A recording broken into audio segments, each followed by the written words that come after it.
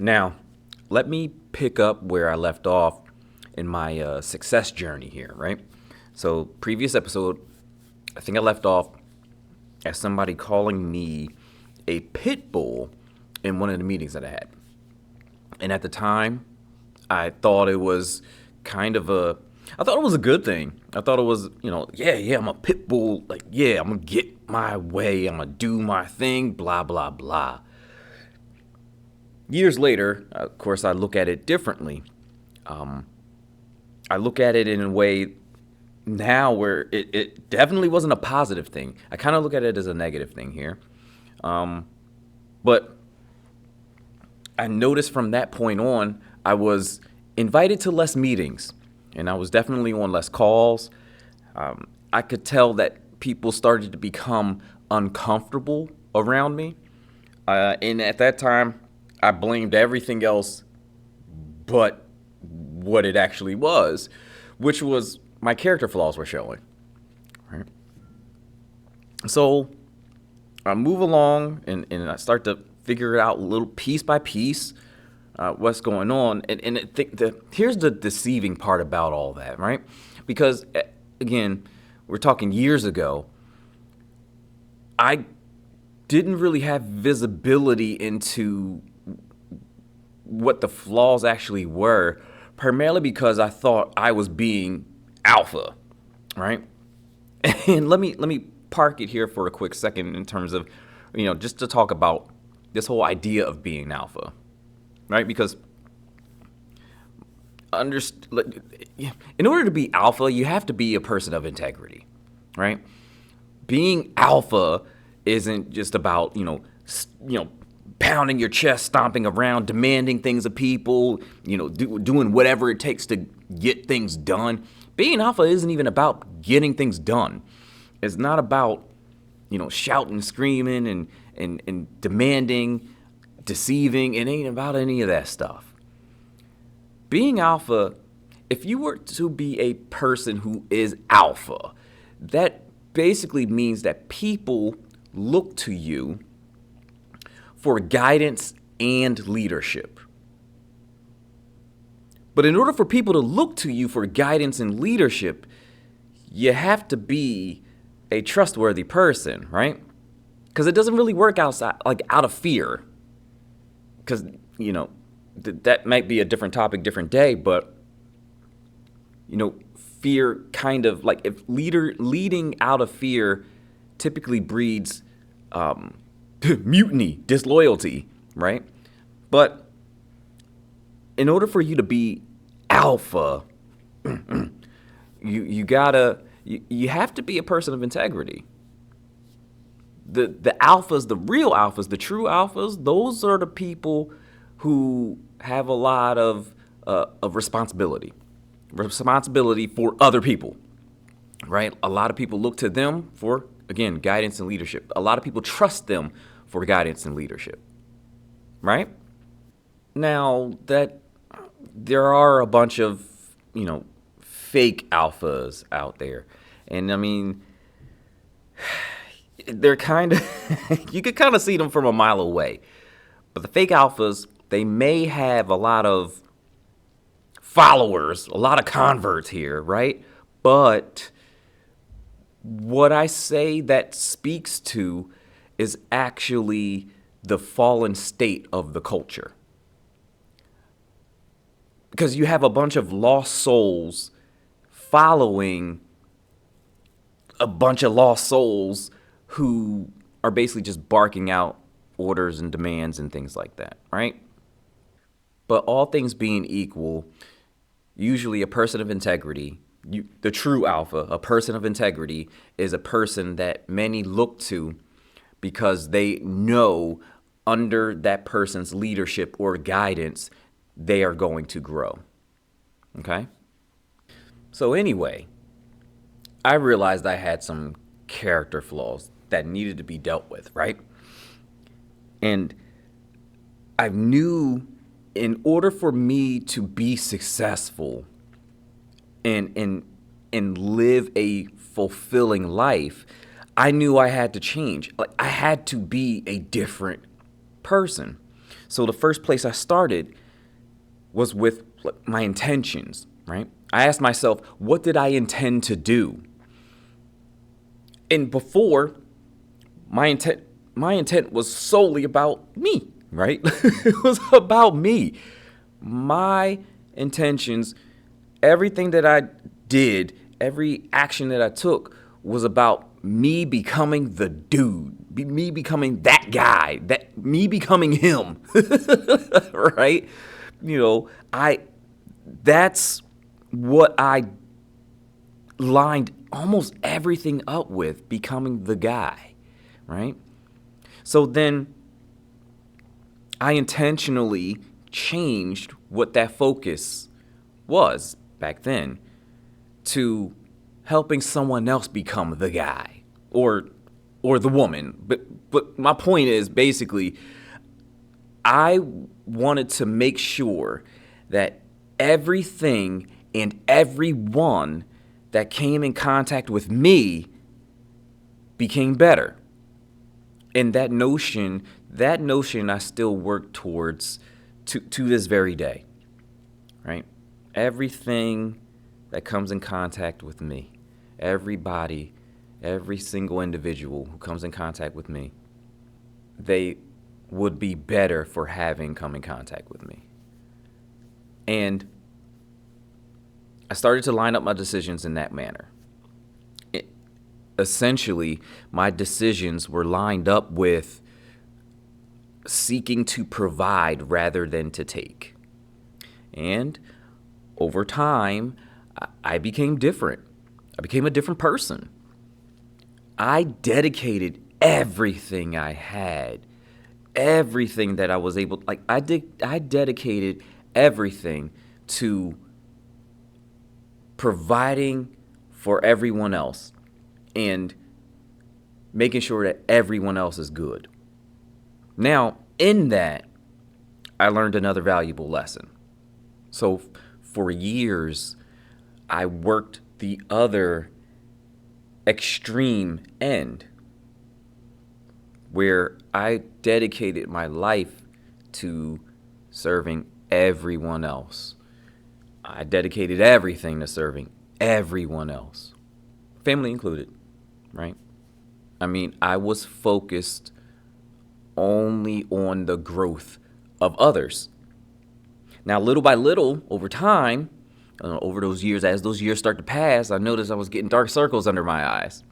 And I was getting sick more often. And all of a sudden, aches and pains started popping up. And then it happened, right? I broke down again. But this time, it was worse than the first. Worse than the first. It was bad. It was so bad, I needed to talk to someone about it. And talk a while about it. There were a lot of different things that I was dealing with that I wasn't actually dealing with because I was dealing with everybody else's stuff. And through these talks that I had, I realized a few things about myself. There were some things that I could use that actually helped me get out of that hole again. But then there were some other things that I had to let go of. And I gotta be honest here. I had zero balance. I had no balance. None at all. And it was destroying me, right? I was so focused on giving, and I just didn't. I actually looked at consuming as an evil thing. There was no balance there at all, right? And I would take. I basically just went too hard, and I didn't rest as hard. I would continue to work, continue to drive at it because I'm building something for someone else, but I wouldn't play. And there was nothing fun that I did. It was all work. And I was driving myself into the ground. I failed to maintain balance in every state, right? Like physically, I failed to maintain balance. I wasn't resting enough. I wasn't recovering enough, and my body was paying for it, right? Mentally and emotionally, I was cooked, exhausted, and I didn't do anything to actually support good mental health, good emotional health. Did none of those things, right? So I was just burnt out, right? And spiritually, there was no progress spiritually because I wasn't feeding it. I wasn't feeding my soul. I wasn't doing it. I was just there, grinding, mashing, going hard, not sleeping. Again, it sounds again like what some of these motivational speakers said. So, the last tip I have for you to find success in life and after is, drum roll, to maintain balance. All right, so let's get right to it. What do I mean when I say balance? What do I maintain balance? What do I mean by balanced here, right? So I mean harmony between the different aspects of your life and the different aspects of your being. We're not talking about an equal distribution here, though. We're talking about a proportional distribution. Now, let me just wait there for a quick, or stop there for a second so I can break that down real quick. Equal distribution, let's just take work and play. Equal distribution would be you work for 8 hours, you play for 8 hours. The thing is, that's a quick way to burn out, right? Because if you're working, let's just say you get up at 6 o'clock. Right? And you work, or whatever, you work the regular 9 to 5, 8 hours a day. Then you're going to play for another 8 hours after that. And ideally people do, I've seen people do crazy things, and I've seen people do that before, and they don't get as much sleep, right? That's not necessarily balanced either, right? So a proportional distribution in that instance would be, hey, you know what? You maybe work for 8 hours and you play for 4, and then you recover for the rest, right?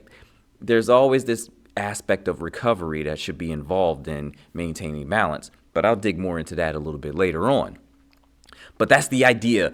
It's harmony between aspects of your life, different things that go on in your life, and aspects of your being. So like your physical self, your mental self, your emotional self, and your spiritual self, right?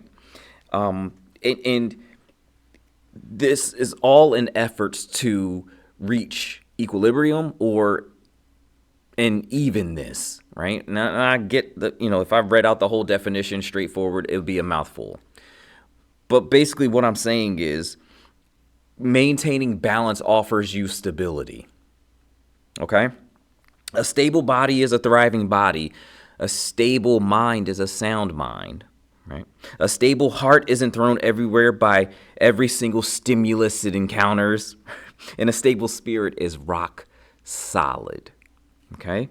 This allows you to take on challenges more effectively. It allows for more opportunities for growth. So essentially, living a life of balance means that you are dedicating adequate effort and energy to different aspects of your life without neglecting any single aspect. Now, at times, that is a very, very difficult thing to do. But without it, you're more likely to crash out than you are to actually achieve success. All right, so I'm going to jump right into how maintaining balance leads to success in life and after, okay? Balance allows for stable and sustained energy, focus, and progress. Okay, let me read that again, right? Balance allows for stable and sustained energy, focus, and progress. When we're talking about success in life and after, we aren't talking about the small, short-term things. We're talking about a long-term thing, right? So to achieve great things, to achieve your purpose, you need energy for the long term here, right? In order to build the character required for that success, you need energy for the long term, which says that you need to be strategic on how you use your energy. What do you use energy for? What tasks are you blazing through and which ones are you putting off? What is your return on those tasks? Those are just some of the questions to ask yourself at this point. But again, the point is maintaining balance allows you to have the energy to effectively get stuff done. And speaking of the return of tasks, maintaining balance allows you to focus on the important tasks. It allows you to critically think. And more important yet, it allows you to stay on track if energy does fade a little bit. And that progress serves as confirmation that you are on the right track or on the right path here, right? It can kind of boost your confidence as you go along. By maintaining balance, you see more progress. Progress, though, we want to keep in mind, progress doesn't always necessarily mean you're getting closer to your goals or getting closer to fulfilling your purpose. Sometimes progress can be an adaptation you make when discovering what works and what doesn't. But let's talk about the various aspects of balance, the various aspects that we must balance, the ones in life and the ones a part of our being. The aspects that I really want to focus on here is the idea of giving to others versus consuming from others. Your physical, mental, emotional, and spiritual self, right? Work versus rest/recovery. And actually, and those are it. That's it, right? Okay, so let's start with this balance that we need to strike of giving to others and consuming for ourselves, okay? Now, mind you, this is what I was speaking of earlier, right? I missed this balance. I missed striking this balance twice and using both extremes here, right? So the first extreme was I was consuming so much for myself. Everything was about me. I could just take. And then I went to the complete opposite side, and then I'm just give. And I know it's like, well, what's wrong with that? Well, here's the thing. If you have nothing left to give, what are you giving? You're done if you have nothing left to give. There's a balance that you need to strike so that you can sustain the giving if that's the case. But I didn't strike that balance. So I gave and I gave and I gave and I gave and I burnt out, right? So there's a balance to be struck between giving and consuming. But giving versus consuming what exactly, right? That's time, effort, energy, resources. Wait, this sounds familiar. Opportunity. Once again, biblical talents.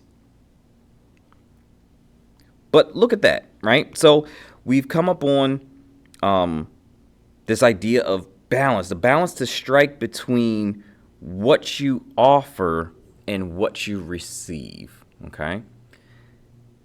This is an important balance for a few reasons. First and foremost, it prevents burnout. And you can only give but so much before you run out of that stuff to give. I mean, it's kind of logical in a sense, but sometimes we just don't look at it that way.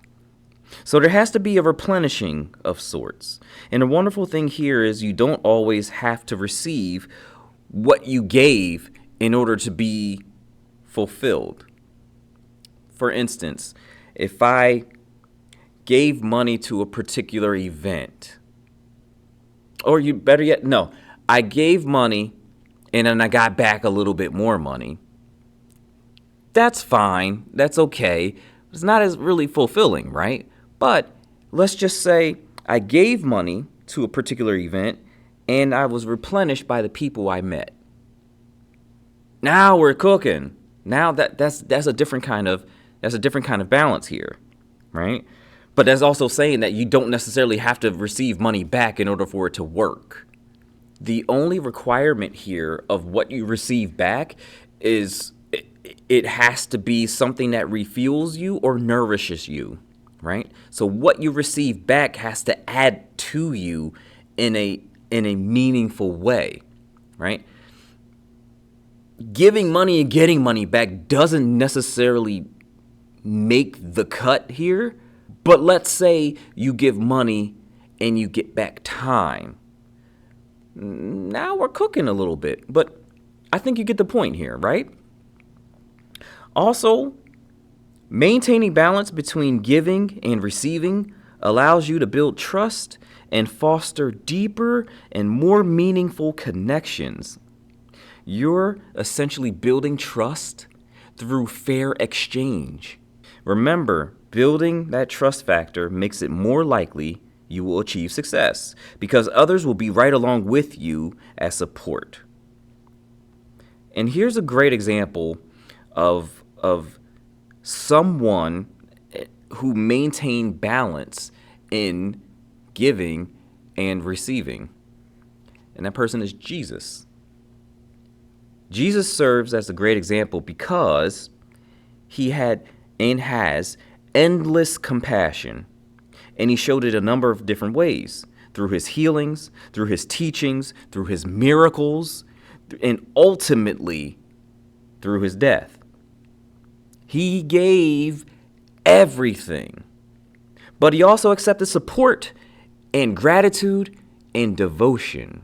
Believers anointed him with oils.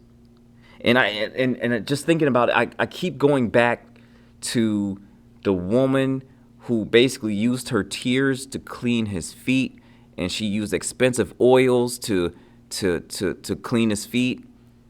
And Jesus didn't stop him. And in fact, it was Judas who was just like, yo, we could have took that oil and sold it and got some money off of it, right? Jesus was just like, nah, chill, bro. For lack of better terms, you about to stab me in the back anyway, so, sit down, take a whole seat. But I'm sorry. The point is, this woman offered expensive oils. She offered her tears, and she offered her devotion to Jesus, and he accepted it. Right? So that's major. That's major, right? And it's a perfect example of what that looks like to maintain that balance. He gave everything, and he still did receive stuff as well. I mean, even throughout his ministry, when he was going to, place to place, people housed him and the disciples, right? They fed him and the disciples. So it's just like he struck the balance perfectly. So not surprisingly so, right? So, but he also, Jesus did, took the time to replenish and recharge. Often he withdrew from the crowds to pray and reflect. So ultimately, what am I saying here? And what am I saying by using Jesus as an example? What I'm saying is sustained giving requires renewal. Sustained giving requires renewal. Okay? Now, another important set to balance here is work versus rest or recovery. And this is kind of simple, right? I think we instinctually know this, that we can only work but so much before we get a little hurt and a little messed up in the process here, right? So I think we know this already, but I'm going to mention a little bit about it anyway, right? It's the same idea, though. You want to balance work and rest to prevent burnout, right? But why I mention this balance in particular is because striking this balance has been shown time and time again to enhance creativity, to improve critical thinking, to improve your health, to boost productivity, and to create a pathway for true growth, which also means it's a pathway to true success. The best way to strike this balance, though, is to plan in detail both work days and rest days or recovery days, right? Let me go to the weightlifting route here. You can go, you can go online and find anything, right? But for the most part, the general perception is I'm gonna need a program that's gonna tell me my workout days and what I'm gonna do on these workout days, and we're gonna plot this bad boy out to the T So let's just say I work out 3 days or 5 days a week. 5 days a week. I have a workout for each of those days. I know exactly how many sets, how many reps, and the weight that I have to use for each of those. And then we get to the rest day and it's just rest day. So it's like plan in detail those rest days as well. And that's just an example, like just use that as an analogy for life, right? We strategize on how to get things done. We don't often strategize on how to chill and how to rest, because the perception is that's lazy, but it's anything but, right? Now, granted, it can be abused like anything, right? There are actually lazy people who go out there and do so. Hey, man, I'm going to plan how I'm chill all day. Right?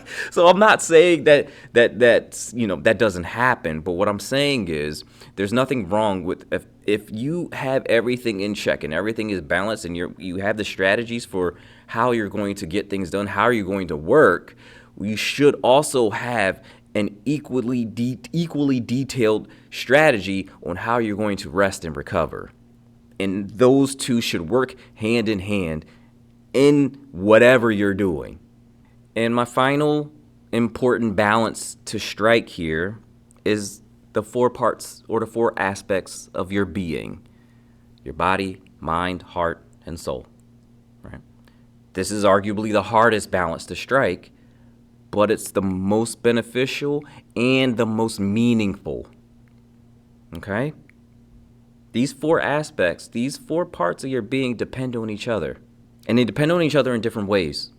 If one of them starts to fall off, the entirety of your being starts to suffer, right?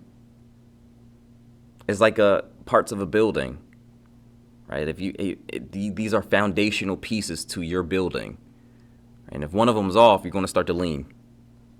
You should find a balance between the physical, emotional, mental, and spiritual, because too much of one usually comes at the expense of another. Think about it for a second. A heavy focus on the physical, or the literal, usually comes at the expense of emotional and spiritual intuition. A heavy focus on the mental, or the intellect, usually comes at the expense of the spiritual. Heavy focus on the spiritual usually comes at the expense of the physical, or literal, and the intellect. Or I'm going to word this one even differently: rational thinking. So you go too heavy in any one of those aspects, something else is going to suffer here. So that's why I say this is the most important balance that you need to strike in order to achieve success in life and after. There's also another side to this as well, though.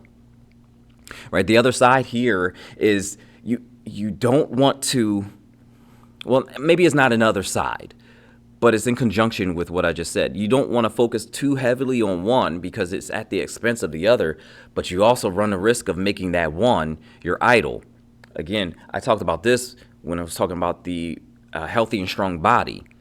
You could fall for the trap of making your body your idol. You're worshiping yourself, right? But there's people all over the place who worship their own emotions, where they think that the end all be all and the way it is and the truth and the light is in how they feel.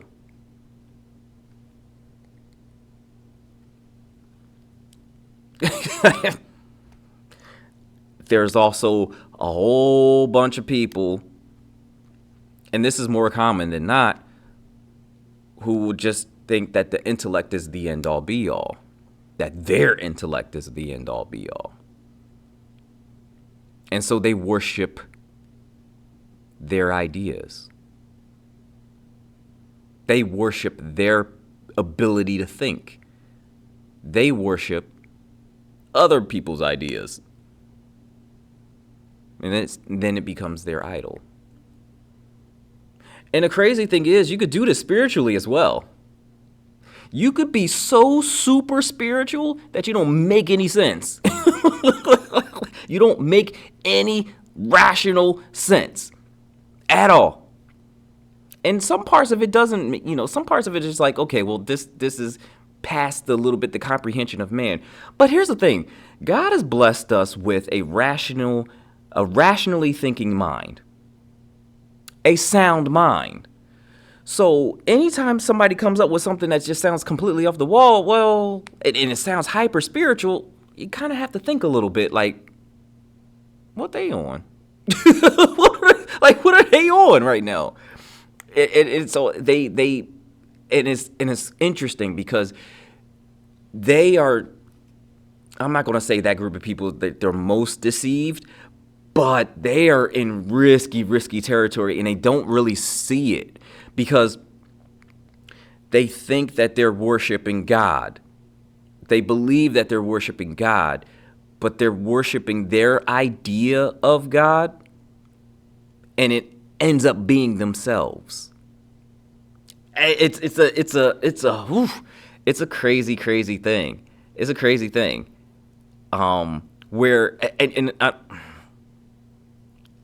It's one of those, it's almost like there's people out there that say that like their faith basically got them to where they were. And I hear that often where it's just like, I just have to have faith. I just have to, well, man, look, at the end of the day, is it in God's will or is not? Now, I understand you having faith, and that's a requirement. Absolutely. But your faith didn't get you anywhere. Right? Because at the end of the day, if it's not in his will, it wasn't happening. So there's a balance to strike there. There's even a balance to strike within that idea itself. But let me pull up a little bit, right? So here, now let's talk about how do you maintain balance and what are the challenges that are going to arise or could potentially arise in you trying to seek that balance, right? And it's a checklist of things, so I'm just going to wrap them all for you, okay? So to maintain balance, you have to become good at time management. You have to prioritize self-care. You have to learn to be adaptable. And then now we're going to get into, you have to perform the physical basics, right? Exercise, sleep, hydration, nutrition, healthy eating, right? You have to perform the emotional basics. Meditate, journal or journaling, and find that time, carve out that time for reflection. You also have to perform the mental basics. You have to think critically, keep learning, and be mindful. You also have to perform the spiritual basics. Pray, study, worship. And lastly, at least on this list of tips that I have for you here in ways to maintain balance, right? You want to build a strong support system, like a network of friends, a network of family, acquaintances, people who support you, people who you can support, people who support you, people who you can line up in like that fair exchange, right? That mutual success. Now, what are the challenges to maintaining your balance? And these are some of them. And some of them are a doozy, right? So one is stress and overwhelm. You know, when the pressure is high, it usually gets to be a little difficult to maintain your balance. Lack of prioritization, right? You don't know what task to do first, and you don't know what task to even do at all. So you're just doing stuff, and they're not all of them have the same return, right? Fatigue, I don't think I need to explain that one. Others' expectations. That is a tough one to maintain. Okay, so that's a big one. Others' expectations. So the expectations that people have of you oftentimes will drain you of all your energy. You know what? It's one of those things where, and it doesn't always have to be somebody who's like against you, right? It could be people who are well-meaning and they're on your side and they support you, but they have these expectations of you that you have to meet. And there comes in the pressure to meet those expectations. It gets to be a little hectic in terms of trying to maintain balance when meeting multiple people's expectations and they're all different, right? Another one is lack of or terrible support. So it's going to be really hard to maintain balance if you don't have a decent support system, right? A decent network, a squad, right? Like it's really hard to maintain balance without others. Procrastination, that stands for itself. That's easy, right? Information overload. That's another one. So I was thinking about this for a while. When I was coming up with this list, I got stuck on information overload because I deal with information all day, every day. And I don't really have a good sense of when it's too much information. But I can kind of see a pathway in which where you gather so much data on stuff that you don't know which way to go. So like paralysis by analysis, basically, right? I think that's kind of where like information overload would be a thing, right? Because there is such thing as too much information, right? And sometimes you're confronted by other people with a whole bunch of information that you don't really know what to do with. And that can kind of burn you out and leave you stuck, right? So there's the paralysis by analysis side, and then there's just the pure on, you just got bulldozed by a whole bunch of stuff, right? Another one is social overload. So the idea I had there was I was more so talking about social media, but that also kind of is hand in hand with information overload too. But and here's a little bit of a tip, a tip to the tip, and another little bit of advice here. Go on like social media. I guess they call them detoxes, like social media detoxes. But like go on like have periods in time where you're not on your phone, not on a screen, and just watch your life get a little bit better. Everybody have heard that has done this, and every single time that I've done this, just shut off all screens and just live.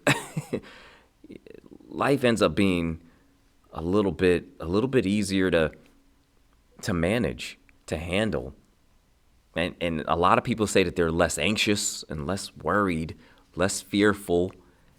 There's just a lot of different benefits to having these screen detoxes, right? So, that's pretty much, social overloading on the social media and overloading on that you're out everywhere doing everything, right? That makes it difficult to maintain balance a lot of times, right? And then the last one would be doubt and or guilt. And that one is a big detractor to maintaining spiritual balance. Yeah. So I mean, you're doubting your beliefs. Now, there's a difference between doubting your beliefs and testing your beliefs, right? In this instance, what I'm saying is you doubt your beliefs, and that leaves you kind of wandering a little bit, right? At the same time, there's guilt, and that guilt will stop you from acting normal, right? Because when you're guilty, you tend to cower, hide. You want to cover up. You want to get away. But those are some of the detractors from maintaining balance, right? And there's many more. Those are just the ones that kind of just popped into my head almost immediately as I was writing this whole thing out and getting this whole show together. But so when they start to show, right? And I want you to play this back. Play this back. And when you start to notice signs of any of those detractors coming up, you want to do things that would rebalance you and your efforts. And oftentimes it's just the opposite of what's going on here, right? So it's like a bunch of people getting on your nerves. All right, go somewhere and solo, right? For lack of better terms, right? And it's also pretty good to spend some time by yourself so that you can reflect anyway. But I'm beating a dead horse here, right? So that's the third tip for finding success in life and after. Maintain balance. Okay? So you have all three. Now let's bring them together. Okay? So first one I mentioned, remember, number one is what? Find your purpose. Find your purpose. But your purpose, you have a dual purpose. You have a divine purpose and you have a personal purpose. And as you're achieving your personal purpose, what you should be using your personal purpose to accomplish your divine purpose. But it's your purpose that provides the guide. It provides clarity. And it is what you're setting out to fulfill. Now, the next tip that I gave you was build good character. And integrity is huge here. Because what integrity does is it roots your thoughts, your actions, and your intentions in honesty, respect, and accountability. By building good character, you are ensuring that you're able to handle the success, that your character flaws won't ruin it for you. Lastly, and what we just talked about, maintaining balance is the sustaining element. Balance makes sure you can get there and stay there long term. So, with all of that being said, do what you were created to do. Do it in a morally upright manner and do it in a sustainable way that keeps you grounded. That way, you achieve success. But not just success, true success. And not only do you get to that point of true success, but you lead a fulfilling and rich life full of meaning. And then, when it's all done, you leave a lasting impact that others can benefit from for generations to come. That's the idea here. That's, in its entirety, the 3 tips for success in life and after.